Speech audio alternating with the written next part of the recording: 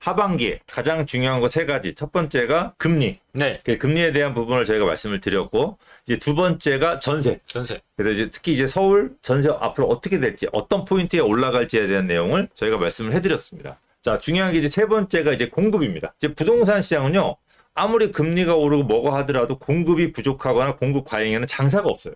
아무리 금리를 낮춰도 공급이 과잉되면 가격 떨어지는 거고, 아무리 금리를 높여도 공급이 부족하면 집값이 폭등을 합니다. 이거는 이미 전 세계 부동산 시장에서 그 예를 작년에 다 보여줬어요. 그래서 이 공급이 굉장히 중요한데, 이 공급에 있어가지고 지금 굉장히 큰 리스크가 걸렸다. 그죠? 그 리스크가 걸려서 이 공급을 대대적으로 손을 보겠다라는 내용을 지금 이번 달에 정부에서 이제 발표를 합니다. 그리고 중요한 게 우리가 이제 이 부동산 시장의 실거주자 말고 투자자들이 부동산 시장에 가장 큰 영향을 미치는 게 정책이거든요. 그렇죠. 이게 공급이나 이런 거는 장기적으로 봤을 때 오르고 떨어지고 예측할 수가 있는데, 이 정책은 굉장히 단기적으로 가격 위아래를 좌지우지합니다. 특히 투자자분들한테는 가장 중요한 포인트이기 때문에, 자, 이 공급 때문에 정책이 바뀌어요.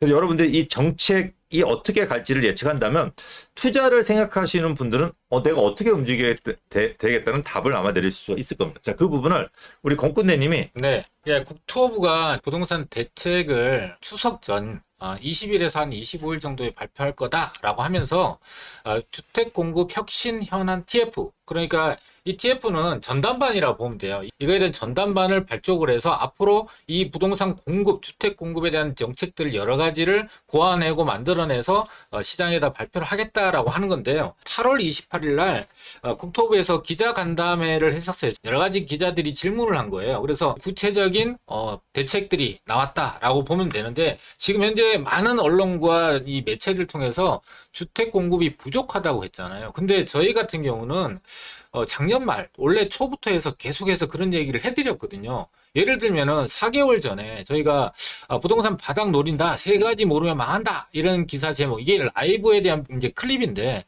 그때 우리 김건대님 여기 나오죠. 김건대님이 보면 신규 공급이 위축될 거다. 그렇게 되면은 앞으로 이런 신규 공급이 위축이 되고 금리가 높았지만 다시 낮아져서 동결이 되고 하게 되면은 공급 중단 사태가 온다. 그렇게 되면은 공급 부족에 의해서 가격이 빠르게 회복되거나 또는 상승할 수 있다라는 얘기를 4개월 이전에부터 해드렸어요. 원희룡 장관이 며칠 전에 기자 인터뷰를 했단 말이에요. 그러니까 거래량이 안정적이다. 예전 대비 50% 수준이기 때문에 거래량은 걱정 안 한다. 네. 근데 이제 거래 활성화는 더 추구하겠다. 네. 거래 활성화 그렇죠. 조금 더 만들겠다고 했고, 가장 큰 문제를 공급 부족을 했단 말이에요. 인허가 인허가 착공 문제에서 이 공급 부족을 해결하겠다고 그때부터 준비를 한 거죠. 그렇죠. 그리고 이제 그 다음 며칠이 지나서 자, TF 발족해서 정확하게 올 하반기 추석 이후부터 이 공급에 대한 문제를 같이 풀겠다. 그러니까 추석 이후에 이제 어떤 정책적 큰 변화를 예측한 거잖아요. 그죠? 그렇죠. 그래서 이제 이런 부분들을 하겠다는 얘기를 한 거죠. 자, 그러면은 궁금한 게 두 가지죠. 일단은 앞으로 2, 3년 후에 입주하는 인허가 물량 아파트 굉장히 부족하죠. 5년 뒤에 예. 공급될. 분량이 30%. 30% 가까이가 부족하다는 거를 우리 원장관이 인터뷰 때 얘기했어요. 34%. 그렇죠. 34%. 네네. 근데 이제 가장 중요한 건 얘기 안 했어요. 착공 물량. 그렇죠. 지금 착공해야지 2, 3년에 입주할 수 있거든요. 네. 근데 그 착공 물량은 60%가 부족해요. 68%. 68%. 네. 근데 그거 얘기를 안 했단 말이에요. 맞아요. 왜냐면 그러고 나서 뒤에서 욕을 한 거예요. 야, 나 그거 말 못했어. 네네. 그 이제 아마 그 국토부 들어가서 그랬을 거예요. 네. 자, 돌려주세요 하면 국토부 들어가서 그랬을 거예요. 야, 나 그 인허가 물량이 30% 부족하다는 걸 얘기했는데 네. 착공 물량 60% 부족하다는 말 못했어. 이거 너무 내가 큰일 난 거잖아요. 제일 큰 내가 실수한 건가? 네네. 실수한 거 맞죠? 맞죠. 왜냐면 적정 수요는 해줘야 되잖아요. 맞아요. 근데 60%가 착공이 부족하다는 이거 진짜 저희가 그냥 웃으면서 얘기하지만 이거 심각한 거거든요. 정책적인 실패가 될 수도 있는 거예요. 인허가는 그래도 지금보다는 먼 5년 뒤의 얘기잖아요. 그러니까 어떻게 하든 그렇죠. 만회할 수 있고 정권도 바뀌어요. 그러니까 내일이 아니고 다음 정권 문제가 되니까 괜찮은데 그 생각 이 착공은 이번 정권 문제예요. 그러네. 1, 2년이니까. 네, 1년, 2, 3년, 2, 3년이니까. 네. 그래서 저번 주 라이브 때 이 얘기 했단 말이에요. 저기 착공 물량이 부족해서 난리인데 저거 어떡하려고 저거 얘기 안 하죠? 저 이상한 양반이네. 저거 큰일 났네. 라고 지적을 했단 말이에요. 그랬더니 우리 유튜브를 봤나 봐요. 뒤에 가서 이 TF팀을 지금 발족한다고 하는 거예요. 지금 큰일 났다. 이거 법을 바꾸든 뭘 바꾸든. 네. 그래서 이제 그죠. 요 내용을 좀 얘기해 주세요. 원 장관이 이제 인터뷰한 내용에 어떤 정책을 어느 정도 쓸지는 금융위원회, 이 금융을 담당하고 기획재정부, 이거는 이제 예산을 담당하는 부서잖아요. 그러니까 이 두 부서와 예산 등을 협의해서 해야 한다. 때를 놓치지 않겠다. 그래서 그렇게 하기 위해서 주택 공급 혁신 TF를 발족을 해서 과제들을 발굴하고 계획을 계속해서 발표해내겠다. 자, 여기서 때를 놓치지 않겠다라는 얘기는 지금 현재 상황이 매우 심각하다라는 걸 굉장히 잘 인식하고 있다는 거고요. 일단은 건설사 PF의 연장 만기. 그러니까 지금 현재 착공에 들어가서 공급이 눈앞에 있는 건설사들이 마무리를 지을 수 있도록 이렇게 도와주겠다. 자금 지원해주겠다. 그리고 이 PF에 대한 보증 지원도 확대해서 문턱도 낮춰주고 또 지원도 많이 해서 그러니까 자금을 좀 더 많이 공급을 하겠다라고 하는 거고요. 또 인허가 같은 경우가 물량률이 지금 줄어들고 있다는 걸 우리 이제 국토부 장관이 인식을 하고 정확하게 알고 있다 보니까 이걸 좀 완화를 해줘서 주택 공급 시기를 앞당기는 방안을 좀 적극적으로 개선을 하겠다라는 거고요. 그동안에 건설사들이 아파트용 택지를 이렇게 사게 되면은 다른 건설사들한테 못 팝니다. 자기 사정이 안 좋아져서 아파트를 지을 수 없는 사정이 되면 계속 들고 있고 이자만 내고 그러다가 이제 도산을 하는 건데 그렇게 방치하지 말고 다른 건설사, 할 수 있는 건설사한테 전매를 할 수 있도록 그동안은 불가능했던 거를 허용하겠다라고 방향을 바뀌고 있고요. 특히나 위에서 말한 이 세 가지 같은 경우는 현실적으로 이렇게 1, 2년, 2, 3년 내에 공급할 수 있는 게 물리적으로, 현실적으로는 불가능해요. 그러다 보니까 당장 충격을 완화하기 위해서 해야 되는 것이 이 비아파트에 대한 이 활성화한 거예요. 비아파트 같은 경우는 빠르게 되면 1, 2년 안에 공급을 할 수 있는 단기 공급 물량이 되거든요. 비아파트라고 할 수 있으면 예를 들면 빌라가 이제 그거에 해당이 될 수 있고 또 오피스텔도 그거에 해당이 될 수가 있고 도시형 생활주택 이런 한 세 가지 종류로 할 수 있습니다. 그러니까 이제 우리 김현미 장관이 빵이라면 찍어내겠다고 했잖아, 아파트. 그렇죠. 근데 원희룡 장관도 지금 아마 그 심정일 거예요. 그렇죠. 서울 같은 경우 지금 아파트 부족한데 빵이라면 찍어내면 얼마나 좋아요. 근데 빵이 아니잖아. 쉽지가 않죠. 네, 그러다 보니까 이제 비아파트라도 이제 활성화를 하겠다라는 얘기를 자기 입으로 꺼냈어요. 맞아요. 그 전에 그렇게 뭐 전세 뭐 사기다 뭐다 그렇게 규제하더니. 맞아요. 근데 아파트는요 정책적으로 어떻게 밀어서 가능하지만 비아파트는 개인 사업자들이 공급하는 게 대부분이에요. 그렇죠. 개인 건축업자들, 그렇죠. 건설사들, 조그만 네. 건설사들이 공급하는 게 대부분이어서 아파트 대체 상품이잖아요. 그러니까 요게 그냥 공급은 안 돼요. 야, 니네 공급하게 인센티브 줄게 하라고 해서 절대 공급하지 않거든요. 그리고 왜냐면 인센티브 지금 주기도 어려워요. 분양이 안 돼서 안 하는 거거든요. 그래요. 분양도 안 하고 전세가가 낮기 때문에 안 한단 말이에요. 그러니까 이 비아파트 활성화에 대한 대책이 빨리 시급할 것 같아요. 맞습니다. 그래서 지금 이제 어떤 방안이 좀 나와야 되고 또 어떤 부분들이 변해야 되냐를 한번 보게 되면요. 일단 2년 내 아파트 공급은 현실적으로 불가능합니다. 그래서 지금부터 계획하고 있는 것들은 사실은 빠르면은 4년, 5년, 6년 뒤에 얘기라고 보고 그래서 1, 2년 내에 공급할 수 있는 비아파트를 활성화해야 되는데 현재 상황이 어떠냐면은 앞서 이제 우리가 얘기했다시피 전세가 시장이 굉장히 좋지 않아요. 그러니까 전세 가격이 이렇게 맥을 못 추게 되면은 요건이 좀 따라줘야 되는데 첫 번째가 일단은 전세와 월세가 좀 상승을 하거나 회복이 되어야 돼요. 두 번째로는 이 수요가 좀 살아나야 되거든요. 근데 여기서 지금 월세 같은 경우는 전세 수요들이 월세로 옮겨가게 되면서 지금 월세가 너무 높다, 너무 비싸다 이런 인식들이 많이 이제 알려져 있단 말이에요. 그러니까 월세는 살아났는데 아직까지 살아나지 않고 있는 게 이제 이 전세에 해당되는 부분이다 보니까 전세 가격이 회복될 수 있는 그런 정책들이 좀 나와줘야 된다. 두 번째로는 이제 수요가 좀 살아나야 되는데, 자, 이 수요가 살아나려면 반드시 좀 따라줘야 되는 게 뭐냐면은 주택 임대 사업자에 대한 혜택을 좀 늘려주고 문턱도 좀 낮춰줘야 되는데 지금 아직까지 그런 부분들이 좀 보완이 안 되고 있기 때문에 향후에는 나올 가능성이 상당히 높다. 그래서 이 두 가지 요건이 갖춰져야만 비아파트 공급이 살아날 수 있다라고 볼 수 있습니다. 우리 원희룡 장관이 하겠다고 얘기는 하지만 네네. 원희룡 장관이 하려고 해서 되는 게 아니잖아요. 그렇죠. 그죠?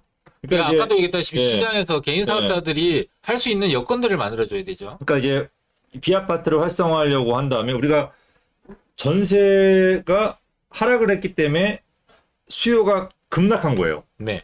그러면 이제 반대로 생각하면 전세가 올라야지 수요가 살아난다는 얘기죠. 그렇죠. 연관성이 굉장히 네, 깊죠. 굉장히 높죠. 네. 그러니까 이제 전세를 상승시켜야 될 의무가 생긴 거예요. 원 장관이. 죄송하지만. 해야 돼요. 그거 해야 돼요. 그 다음에 이제 그거 플러스 그것도 해야 되고, 그 다음에 그거 외에 또 수요를 살리려고 하면은 다주택자를 활용을 해줘야 돼요. 취득세를 완화시켜주고 보유세를 완화시켜줘야 되는데 이게 국회 통과를 못하다 보니까 이게 지금 쉽지 않단 말이에요, 현실적으로. 그러면은 임대사업자를 활성화시키는 거는 정부에서 할 수 있거든요. 네. 정부에서. 네. 그럼 임대사업자를 빨리 활성화시켜야 돼요. 그러니까 전세를 상승시켜야 되고 임대사업자를 활성화시켜서 이 수요를 살아나게 해야지 건설사들이 이 비아파트를 짓기 시작한다는 얘기죠. 그래야지 아파트 대체 상품으로서의 어떤 공급을 대체로 이제 가능한 거죠. 그래서 첫 번째로 전세를 상승시키려면은 네. 이게 뭘 해야 되죠? 정부에서? 일단은 지금 공시 가격을 크게 낮춰버렸잖아요. 공시 가격하고 보증보험에 대한 이 조건들을 다시 원상복구를 시키는 게 일단은 가장 첫 번째가 아닐까 좀 싶습니다. 그러니까 공시 가격을 상승시킨다? 그러니까 정상 비율 뭐 그러니까 150인데 140으로 낮췄으니까. 이 보증보험이라고 하는 걸림돌을 만들어 버린 것 같아 지금. 근데 이게 그러니까 임대사업자는 이제 의무화가 돼 있잖아요. 네. 이게 임대사업자가 이제 보증보험을 들게 되고 네. 임대사업자 물건이 아닌 일반적인 물건은 세입자가 자기의 보증금을 보호하기 위해서 혜택을 받는 사람이 세입자니까 세입자가 보증보험을 드는 거예요. 그죠? 네. 위험한 걸 대비해서. 자, 그런데 이제 임대사업자는 의무가 있잖아요. 5월 1일 기준으로 해서 정부가 종부세라든지 보유세에 대한 어떤 그 과도한 부과를 좀 낮추겠다는 좋은 취지로 공시가격의 18.6%를 낮춰버렸는데 과거 정부가 잘했든 못했든 이게 공시가격을 올리는 거는 순차적으로 매년에 걸쳐서 이렇게 천천히 올라와서 목표치를 달성하는데 이번 정부는 한 방에 이제 18.6%를 낮추다 보니까 이제 부작용이 나타나게 된 거예요. 자, 이걸 지금 현재 국토부도 인식을 하고 있고 임대사업자 단체들이 가서 국토부에다가 민원 제기도 하고 이의 제기도 하고 있는 상황이거든요. 그러니까 인식은 하고 있기 때문에 손바닥 뒤집듯이 정책을 뒤집기는 좀 어렵지만 시간을 두고 이걸 좀 정상화하거나 회복이 될 수 있는 방안으로 방향을 바꿀 가능성은 상당히 높다. 이게 전세가요 시간이 지나면 회복돼요. 그러니까 내년에 사람들이 전세 사기에 대한 게 지금 전세 사기 기사가 계속 나가도 추가 나가도 이 조회수가 옛날만큼 나오지 않아요. 그러니까 그러면 이제 기사들이 점점 안 낸단 말이에요. 그럼 사람들이 이제 시간 지나면 잊게 돼요. 그럼 내년 되면 이제 전세 사기에 대한 게 좀 희석되면서 전세가가 오르게 될 거고, 두 번째로는 금리가 내년에 낮아지면 전세에 대한 대출금리가 낮아지면은 전세가 올라올 수밖에 없거든요. 그러니까 요 시간이 지나면 해결되긴 하는데 지금 그 시간을 기다릴 만한 여유가 없단 말이에요.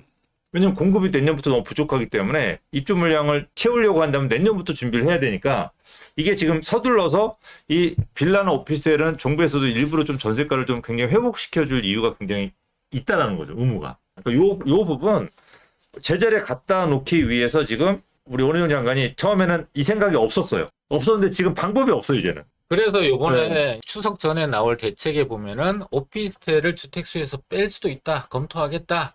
이런 거 얘기하고 있고, 아까 댓글 보니까 빌라 오피스텔은 주택수에서 좀 빼주면 안 되겠냐 이런 이제 그러니까 당연한 거예요, 그거는. 그렇죠. 이제 그렇게 네. 가야 되는 게 맞고 아마도 이제 그렇게 될 가능성이 상당히 높다. 그게 빌라와 오피스텔 둘 다를 해줄 수도 있겠지만 차근차근 한다는 측면에서 아마 오피스텔부터 이제 주택수에서 좀 빼주는, 원래 오피스텔은 업무시설이잖아요. 그러니까 원래대로, 그러니까 세금 받을 때는 주택으로 보고 또 뭐 할 때는 그건 뭐 업무시설로 보고 이게 이원화되어 있거나 통일되지 않은 부분도 있다 보니까 이거에 대한 문제 제기도 많거든요. 그러니까 당장은 아마 이제 주택수에서 빠질 수 있는 그런 부분들이 만들어질 걸로 예상이 되고, 내년에 이제 선거도 있잖아요.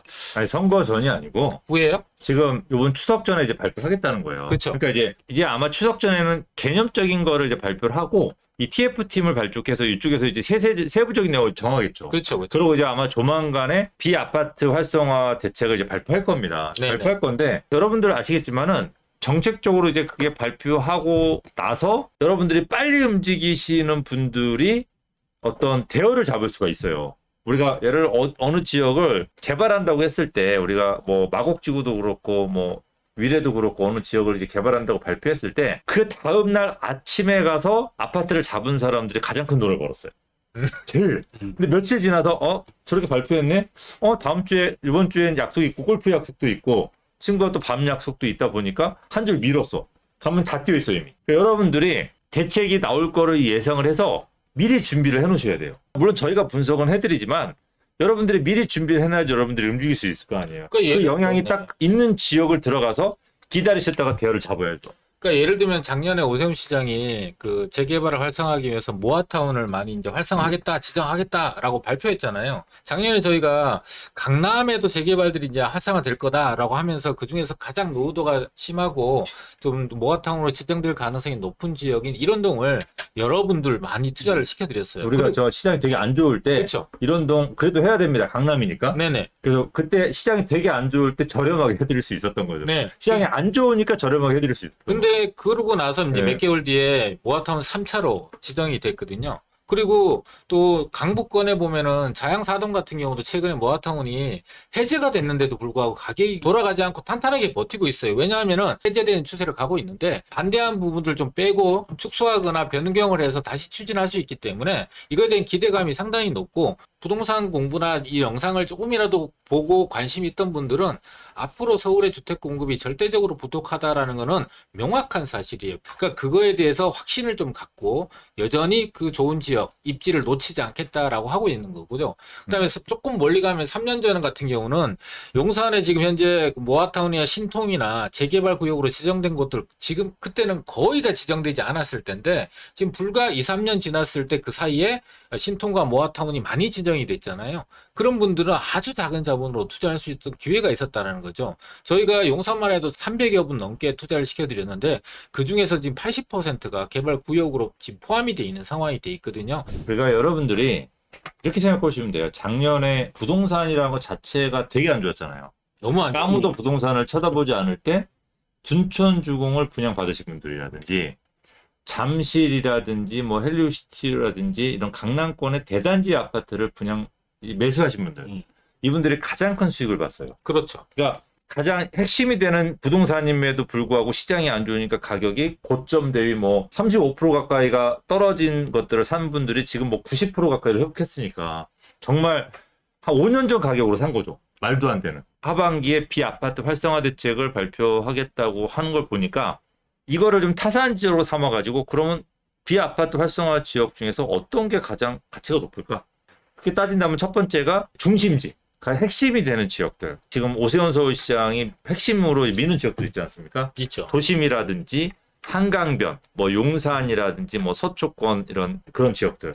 두 번째로는 내재 가치는 괜찮은데 가격이 굉장히 많이 하락한 것들은 저는 어떤 거를 매수하셔도 좋다고 생각해요. 네. 그러니까 제가 여러분들한테 말씀을 드리면 10년 내에는 모아타운이나 이런 곳 쪽으로 아파트를 개발하게 되고 강남은 단지가 작아도 아파트를 개발하게 되면 국민 평형했을 때 현재 가치를 25억 이상 받을 수 있단 말이에요. 그러면 이런 것들은 나중에 개발할 수 있다는 자체만으로도 뭐 가격대가 지금보다 2배, 2.5배 이상은 뛸 거고 실제로 아파트를 받게 되면은 내가 한 10억 이상을 싸게 아파트를 받을 수가 있는 거죠. 그렇죠. 근데 이런 것들이 지금 뭐 예를 들어 A란 지역, B란 지역, C란 지역이 다 다니다 보면은 어떤 지역은 2, 3천만 원 비싸고 어떤 지역은 생각보다 5천만 원 비싸고 뭐 차이가 있단 말이에요. 네. 근데 나중에 실제로 개발될 때 보면 그 의미가 없는 거예요. 한남뉴타운 지금 빌라 뭐 17억 가는 빌라를 내가 2억 주고 샀느니 2억 5천 주고 샀느니 3억 주고 샀느니 이게 무슨 의미는 물론 있죠. 그렇지만 실제 나중에 보면 하와 웃음이 나오는 거예요. 내가 그렇죠. 2억 5천에 살 걸 3억 주고 못 샀어. 아 속상해. 이런 분들 생각 많거든요. 많죠. 예. 그러니까 가격이 많이 하락한 것들 이런 것들은 회복할 수밖에 없거든요. 조금만 분위기만 바뀌면 수요자가 지금 거의 없어요. 100에서 수요가 지금 15로 떨어졌기 때문에 이 금액적인 부분이 100에서 지금 70, 60으로 떨어져 있는 거예요. 근데 수요가 15에서 20만 차더라도 이게 바로 회복해요. 원가로. 그럼 원가 회복만으로도 내가 30%를 벌 수 있는 상품들이 생각보다 여러분들 중심되는 주변에 굉장히 많습니다. 그러니까 이런 것들을 미리 내가 봐두란 얘기예요. 지금 사란 얘기가 아니고. 그래서 정부에서 뭐 발표했을 때, 저희가 이제 말씀드릴 거잖아요. 이거는 이래서 이렇게 됩니다라고 했을 때 빨리 가서 결정하시라는 거예요. 그러면 가장 좋은, 가장 싼 물건을 여러분들이 구입을 할 수가 있는 거죠. 그게 진짜 가장 안전하게 돈을 벌 수 있는. 저희 같은 사람들이 하는 방송을 여러분들이 보는 이유기도 합니다. 그래서 이제 그런 부분들 여러분들 좀 선점을 하셨으면 하는 마음에 드리는 말씀입니다. 그래서 저희가 금요일과 토요일에 이런 정책이 펴기 초기 단계다 보니까 변화가 일어나기 전이잖아요. 가장 작은 자본으로 투자할 수 있는 그런 이제 세미나를 매주 금요일과 토요일에 진행을 하니까 살 마음이 있든 없든 오셔서 듣고 하든 안 하든 결정을 하시면 되잖아요. 그런데 하실 마음이 있는 분들이 모르고 못 하셔서 지나고 나서 아, 그때 내가 그걸 알았다면 또는 그때 그걸 내가 투자했다라면 후회를 자꾸 반복하는 케이스는 별로 좋지 않거든요. 그런 것들 미리미리 정보를 캐치할 수 있는 그런 세미나를 한번 오신다면 도움이 되지 않을까 싶습니다. 그리고 지금 이제 시장에서 보면 이런 비아파트들 같은 경우에는 전세값이 회복이 안 된 상황이다 보니까 급매물들이 아직 있어요. 근데 급매물이 있는 지역 중에서도 만약에 거기에 여러 호재가 있다라든지 전세값 상승이 굉장히 빠르게 될 수 있을 만한 요인들이 있는 곳이다라고 한다면은 우리 시청자분들이 아니 내가 올 초나 작년 말에 아파트 못 잡아서 좀 내가 기회를 못 잡았다라고 하시면 저는 이런 부분들에서도 우리 시청자분들께 좋은 기회도 만들어 내실 수가 있을 것 같습니다. 그래서 세미나를 준비하신 거죠? 그렇죠. 그 내용을 가지고서 금요일 토요일 날 세미나 하도록 하겠습니다. 네. 아니, 근데 쉬워요. 아파트 전세 가격이 살아나니까 아파트 살아났잖아요. 근데 그게 전부 다 살아나지 않고 중심지를 중심으로 살아났잖아요. 그럼 빌라가 전세가 살아나면 빌라 가격이 살아나겠죠. 근데 전체 시장이 살아나지 않죠. 중심지를 중심으로. 그럴 만한 지역을 중심으로 살아나니까 그런 지역을 미리 사놓으시면 좋다는 거죠. 상대적으로 작은 자본이 되니까 가성비로는 아파트보다 오히려 빌라나 오피스텔이 그 가치가 훨씬 더 높다라는 걸 좀 경험하시면 좋을 것 같습니다.